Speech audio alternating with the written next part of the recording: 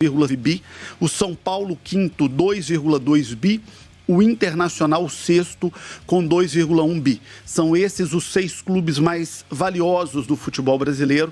Queria que você explicasse como vocês chegaram a esses números e de 2020 para cá, até 2023, quando vocês começaram essa série histórica, o que já aconteceu, o que já alterou, porque é exatamente o período que coincide com essa mudança de um futebol associativo para um futebol SAF.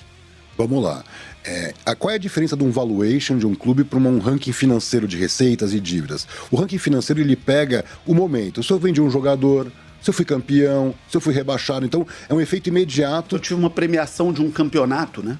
E a venda do jogador é muito impactante nisso. O clube não está bem no marketing ou no geral, mas consegue uma venda e acaba aparecendo bem nos rankings. Qual é a diferença para o valuation? No valuation, ele analisa muito as tomadas de decisão da gestão.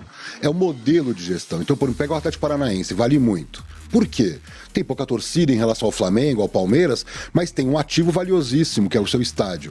Tem um CT moderno, tem um elenco valiosíssimo. Então, são os parâmetros do estudo colocam clubes, de repente, com menos torcida, que é o caso mais polêmico do estudo, é que o Grêmio tem mais torcida que o Inter lá no Rio Grande do Sul, mas vale menos, porque a marca do Grêmio valeria mais, mas o Internacional tem o estádio Beira-Rio no seu ativo.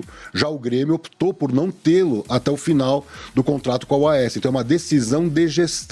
Corinthians versus Palmeiras. O Corinthians tem um valor de marca menor do que poderia ter, porque a bilheteria que o Corinthians, por exemplo, arrecada, vai para pagar o fundo. Então o futebol do Corinthians não fica com esse orçamento. Já o Palmeiras, que tem menos torcida que o Corinthians, em tese valeria menos a marca, mas tem uma maximização do Allianz. Então, resumindo, o estudo tenta entender a marca, que sim, tamanho de torcida, dimensão de torcida. Então o Vasco, o Fluminense, o Botafogo, por serem do Rio de Janeiro, tem uma dimensão nacional que clubes de Minas ou de São Paulo ou do Rio Grande do Sul não têm. Então eles vão pontuar na marca por isso. Mas se eles não arrecadarem, como, por exemplo, outros clubes como o Atlético Mineiro ou mesmo o Palmeiras, vão ficar para trás. Então são diferentes métricas onde entra o ativo, dinheiro em caixa. Se você comprar um clube como o Atlético Paranaense, tem milhões em caixa. Se você comprar um clube como o Santos, tem muito menos em caixa. Então, esse dinheiro em caixa, mais o ativo mobilizado, aí depende muito de cada clube, se eu tenho um estádio, se eu tenho CT. Então, por que o Atlético Mineiro vale tanto?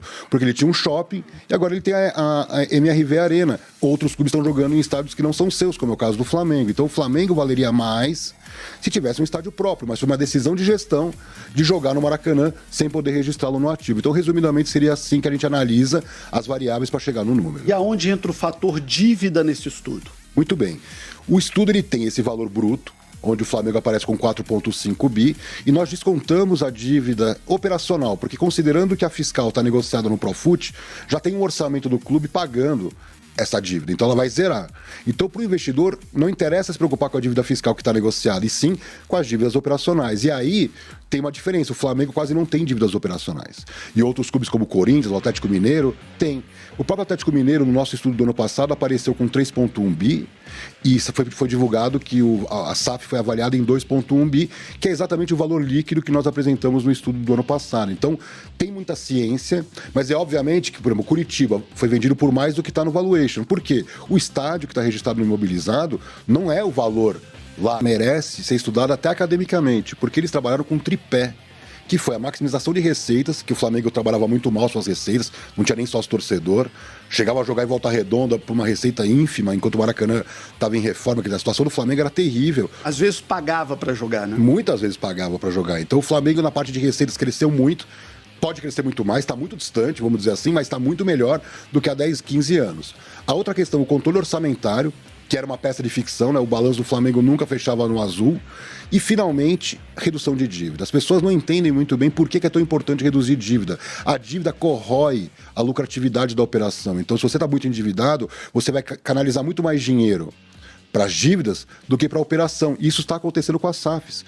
Os clubes que tinham muitas dívidas, pegar o caso do Bahia mais recente, saiu uma matéria recente que o Grupo City injetou 250 milhões para diminuir o endividamento do Bahia.